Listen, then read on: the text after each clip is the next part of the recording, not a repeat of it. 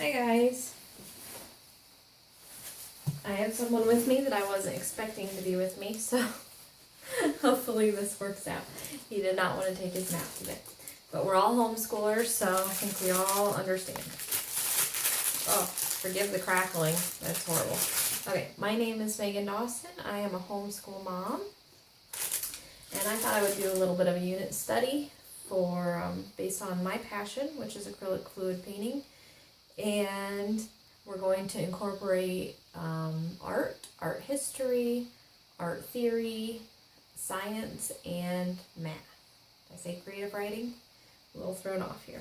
Okay, so, and this will be for all ages. The little ones up through the high school, there will be stuff for everybody. And whatever you want to participate in. There will be several assignments. There will be lots of YouTube videos linked. So I will be doing a basic outline. Today's going to be just sort of a basic overview with some color theory and art theory. The next video will be science. And then the final video, my dog is going to rattle the phone. Then the final video will be an art project that we will do together. And I'm thinking I think that will be it. There will be a little art history today as well. But there will be lots of YouTube videos, lots of chances to expand this. So you can take it as far as you want, or just watch the videos. Up to you, or if your parents say, you need to do this assignment or that assignment. But it'll be a great unit study to bring in all sorts of things. And there's actually, there will be a video link today that has to do with politics, 1930s Mexico. So we're going to incorporate all kinds of things. The first thing I want to do is go over supplies for the final video so that the supply list is easy to find. I'll put it in the description box, but if you want to find it really easy, I wanted to put it in the beginning of the first video. The first thing you'll need there goes my outline, some acrylic paints, about 3 to 5 colors. It does not matter what type. This was from Walmart. I use craft paints, I use student grade, and I use a few artist grade, but I don't use a lot of artist grade because they are more expensive. So about 3 to 5 colors. You will need, real quick tip, if you live by a Michaels, Artist Loft paint, I've heard is great for this technique. I do not live near Michaels, but they're pretty inexpensive. So that's an option. Also need a canvas. This is my 5-year-old's artwork. And this is about the size I'll be using when we do our painting. You obviously can use any size that you like. Or if you have like one of these little wooden cutouts sitting around, that works as well if you want to paint on one of those. You will also need something to mix your paint in. You'll need one for each color plus an extra one.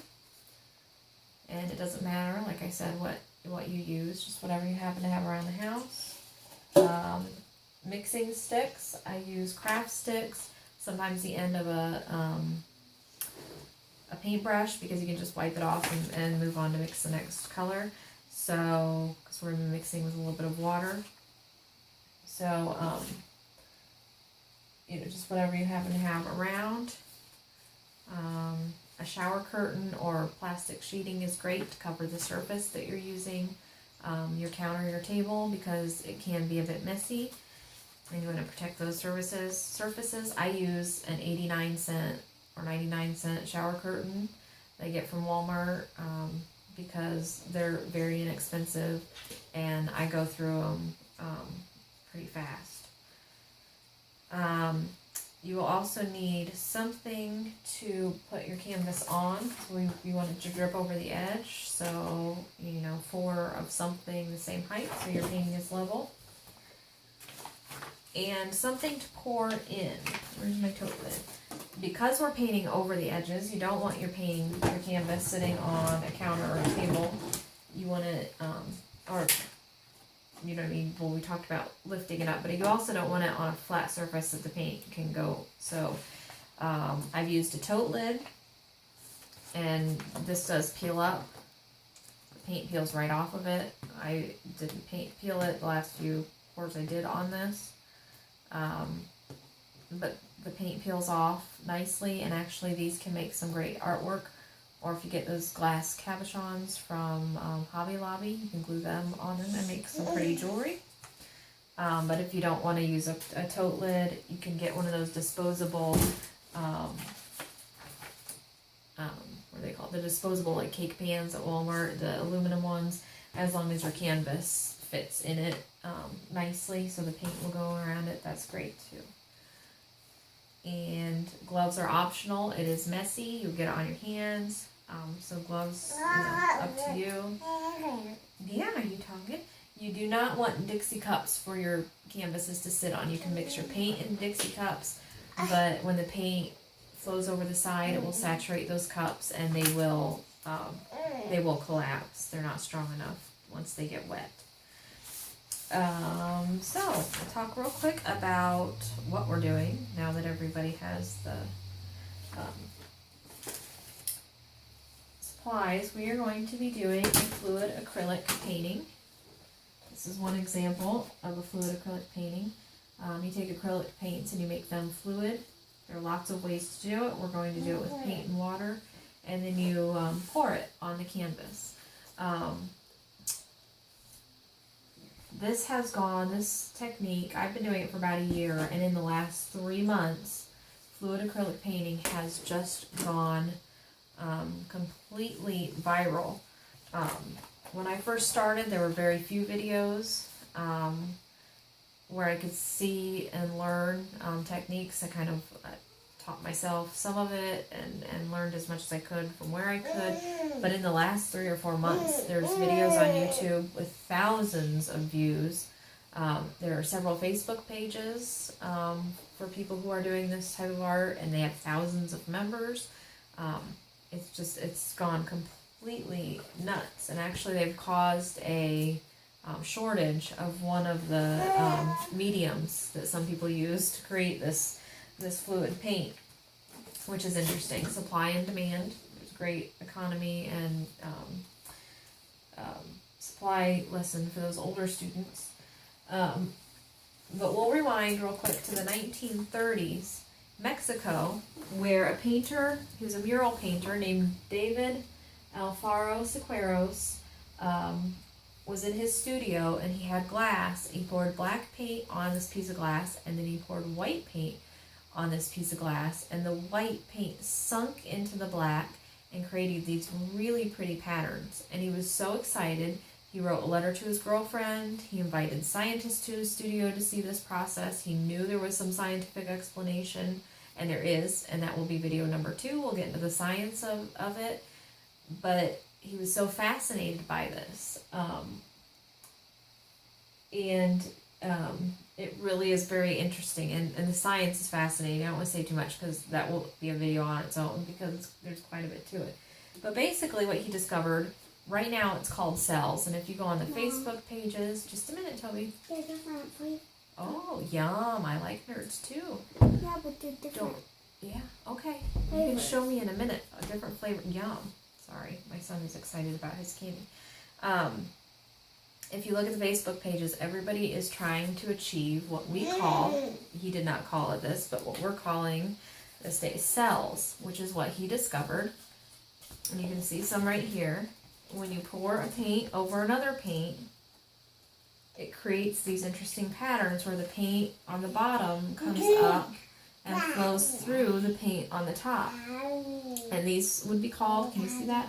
Get a little bit closer, cells. And everybody's trying to achieve those, so there's different ways. We'll talk about that in the final video when we do our art project. But this was what he got so excited about. Here's another one. You can see right here where the green and the white are interacting. Yeah. And I'll show you one more, because this was done with a little bit different technique, and they look a little bit different, but this was where the white was pulled, swiped over those pinks and oranges, created more of a lacing effect, I would call it. But it's just an interesting way that the paint interacts with this type of technique. So I'm going to have links in the description bar to several things. Parents, you may want to check it first to see the appropriateness of it. Khan Academy has a video on 1930s. Just a minute, going with McKenna. 1930s muralists. There was a lot of politics going on. A lot of. Okay. Sorry. Okay. So there's a little bit of the history of this artist along with a couple other muralists of the time. And then they have a video that I will link to of one of his particular paintings, and it talks a little bit about what he was doing at the time, what was going on in his particular life at the time that he painted this painting. And that video, if you're familiar with Khan Academy, you know how they have like lists of videos. That one is part of a series on art history. So you can click on several different videos there and learn about a bunch of different famous paintings. So you can take as much time to do that as you want. But I do, it's not necessarily subject matter for really young kids, so parents just pay attention. It's art. There's a little bit of political stuff, and one of his paintings there is some nudity. So parents beware.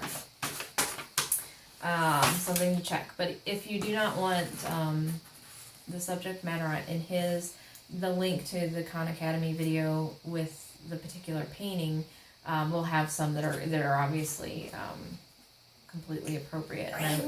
So you might want to watch a little bit about a different painting.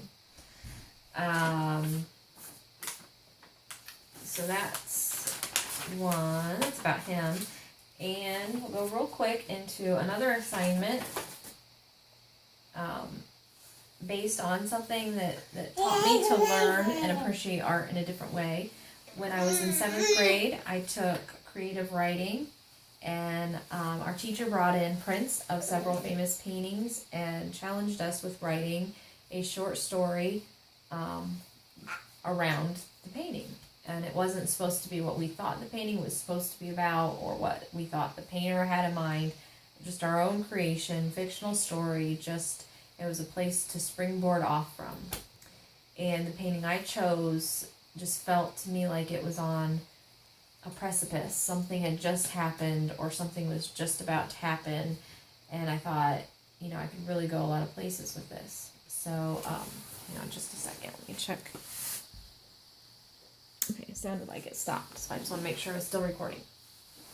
So, I wrote a short story, and it just gave me a different look on art. I heard once from an artist saying that it's the painter's responsibility, the artist's responsibility for what the viewer takes away from it. And I don't completely agree with that because, yes, the artist's responsibility to put something on the canvas, but how we all react in art is an individual thing. I don't expect everybody to like my art. I don't like every art form or painting I see out there. So it taught me to personalize it, I guess, in a different way, to take what I want to take away from it. And then learning about what the painter had in mind is very interesting as well. But the way we respond and react to a painting is our own experience. That may or may not be in any way what the artist had in mind. And I think that's a great thing. I like art that makes me feel without really thinking. I like it when it gives me a feeling that maybe I can't even describe. That's the type of art I'm really drawn to, which leads us to sort of the difference between abstract and realism, and we'll get to that in just a minute. But I wanted to give you guys an assignment. This can be for all ages, to find a painting, either in your home, in an art book, Google, just something that stirs something in you, and then write a fictional story. You can write a poem, you can write a short story, you can just write a quick paragraph, depending on what level you're at. and how far you want to take it. Maybe for somebody to turn into even like a novella, a longer story, and but just go with it. Just use it as a jumping off point to your own story. Make it your world. Claim it as your own and turn it into something really interesting. The painting I used was from, I believe, the 20s. It was either the 20s or the 40s, and mine was a science fiction story about aliens. You know, I'm pretty sure when the painter painted it was not thinking aliens at the time, but that's where I took it. So find a painting and take it to your own place, and make it your own. And then real quick, so that's assignment number 1, along with the videos. So I'll get into real quick the difference between abstract and realism, which is pretty obvious. I mean, we know when we see it. But the best way it was explained to me was that realism is a painting of a coffee table. Abstract is the artist painting what that coffee table makes him feel. It's not something you can grasp. Now, in between there's abstracted, where you can paint a tree that doesn't really look like a tree. It's not a realistic tree, but anybody who looks at it knows it's a tree. That would be abstracted. So we have completely abstract, we have abstracted, and we have realism. There's a whole lot more to it, obviously, but we're just breaking it down into those categories for our use, for what we're doing, because we're obviously doing a very abstract art form. Now, the other videos I'm going to have linked at the end of this video will be about theory, color theory, painting theory,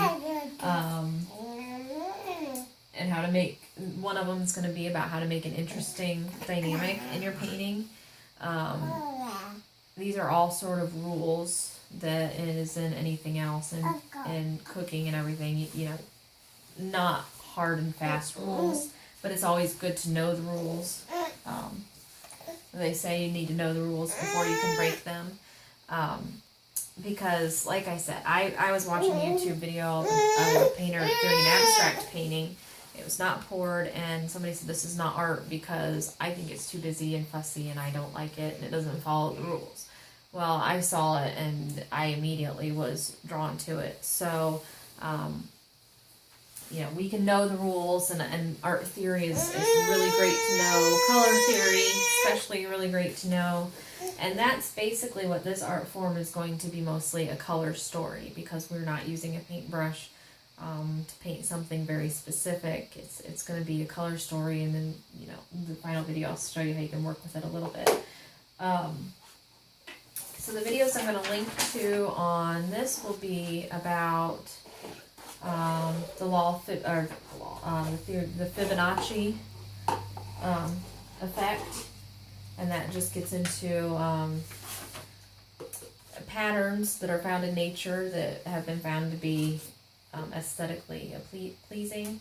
There will be some color theory videos, one on balance and harmony in paintings, and there will be one called The Truth About the Color Wheel that will get into a little bit of what really is the primary red and primary blue colors. And you might think that sounds boring, and some of you probably will think it's boring, but I found it very interesting.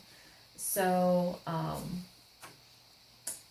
lots of videos, the short story assignment, and I think that's it that I have for this one. This video, the next video, we will get into the science of what Siqueiros did with his paint. There's actually quite a bit to it. It's a theory that affects many things and is found in all aspects, a lot of aspects of nature, so we'll get into that. And then it should just be one more video where we do our art project. So if I wasn't clear about something, please ask questions. Let me know if there's something I could improve on. I've never done anything like this before, so I was a little bit nervous, trying to make it clear, but if I missed something, let me know. And let me know what your short story was about, if you write one, or a poem, or whatever you decide to write. I'd love to hear where you guys take that. And we will see you for the next video. Thank you.